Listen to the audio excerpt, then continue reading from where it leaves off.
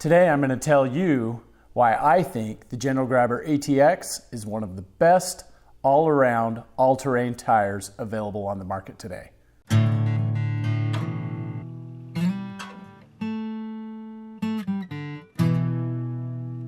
Hey guys, welcome back to Forgotten Waypoints, where we're going to do another tire review. For my GX470, I decided to test out the General Grabber ATX after hearing some good things about it.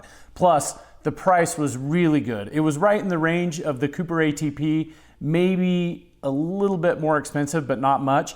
What I like about the General Grabber ATX is that it seems like you are getting all of the performance benefits of a higher end premium all-terrain tire at the price point of a, let's say, a mid-tier, lower upper all-terrain tire. So I bought these tires in 2019 for the GX470, and I liked them so much that when the Coopers wore out on the Land Rover Discovery 2, I put the same tires on the Disco 2. So I'm in the middle of a tire rotation right now on the GX, and I would say I've got just under 41,000 miles on these tires right now. And the warranty for the light truck tire from General Grabber on the ATX, the LTEs, is 50,000. I'm going to easily hit the 50,000 mile mark, even with a slight negative camber alignment. It seems like I'm facing where I am wearing on the inside faster than the rest of the tire, but I'm still going to get that 50,000 miles out of it. If I could correct that, this would be a 70,000 mile tire, maybe even an 80,000 mile tire. I'm probably going to get 50 or 60 out of it because I'm just going to wear off that inside edge faster than the outside. These on the Discovery 2, I have just under 10,000 miles on them, and to me they look brand new. I was surprised. I'm close to 9,200, 9,500 miles on these. A little hair on the end is still there. There's good definition on the siping, and it looks like they're wearing very well on my Discovery 2.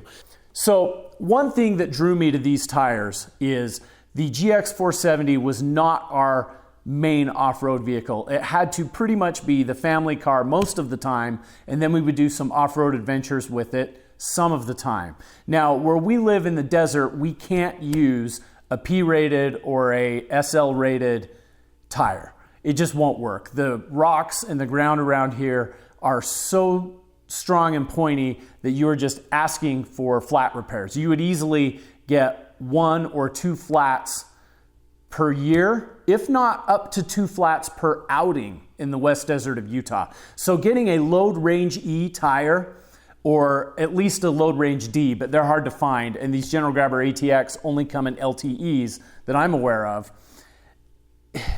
It's a requirement. Now I know these tires are super heavy compared to the other ratings, although I was looking on General Grabber's website and you're only talking about a 10-pound difference per tire. So really, you're only saving about 40 pounds of unsprung weight. But still, the SL and the P-rated tires, they're going to give you a slightly better highway ride. They should give you better gas mileage. And so if you're asking, do I really need LTE tires? Then you probably don't. But if you have dealt with flats in the wild, flats in the West Desert, on the rocks, and you need that sidewall strength, you know you need an LTE, and it doesn't matter how heavy these tires are. These are the tires you're going to get. So anyway, that was one of the main reasons we were looking for, and I didn't want a super expensive, super aggressive tire because the GX470 was going to take a lot of miles and there were going to be a lot of highway miles. So it didn't make a lot of sense for me to pay for a premium all-terrain or a huge premium mud terrain like the General Grabber X3 for a tire that was going to spend most of its time on the highway. Now, let's talk about road noise for a second, because this is what blows my mind on the General Grabber ATX.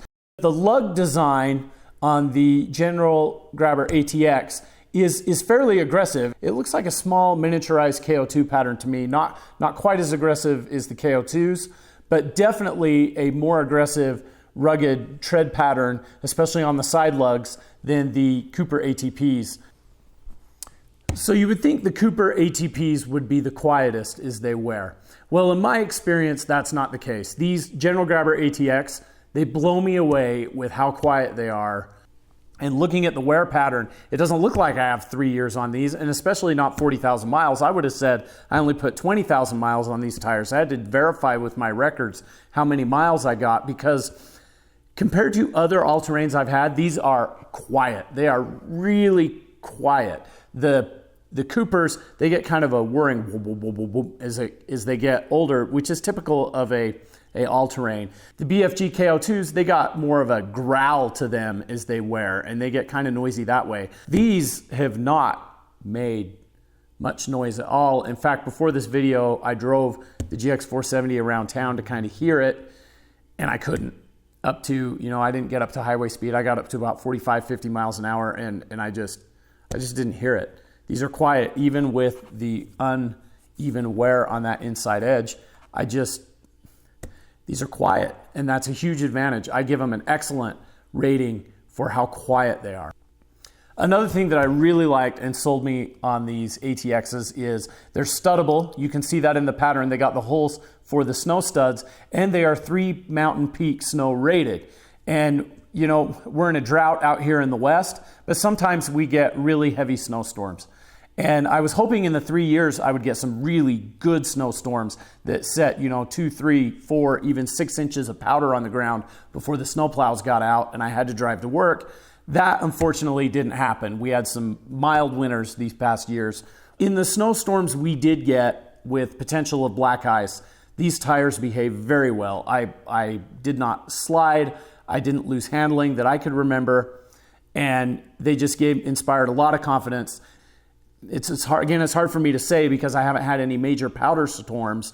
But from what I've seen so far, these are in the running to be some of the best all-season, all-terrain snow tires that you can get, which is amazing. You've got, so far, class-leading snow performance, class-leading sound performance, and you're all at a mid-tier price point. We talk about water in the rain. We don't get huge rain downpours, but we have driven these on the highway on wet surfaces. And again, you've got plenty of confidence. They work well. They're great. They just are great. In the rocks, now the Discovery 2, I haven't really had off-roaded since I got it in daily driver status. We took it out into the West Desert, which pretty much we just had some high-speed, 4 high roads, some loose gravel, and a little bit of mud, nothing major.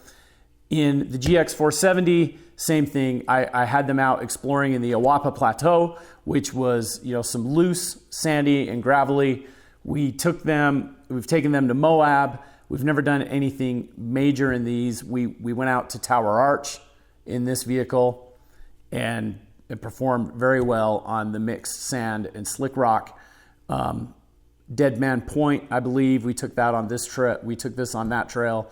We've mainly, the best off-road performance test that we've done with the GX470 with these is up Imogene Pass, which again is not hugely technical, but yes, you want to air down, you want to get some conformity. We went during the monsoon season where we had some wet in the rain, and you worry about the mud, you worry about getting this patch slick where a mud terrain can expel the dirt or the mud very easily.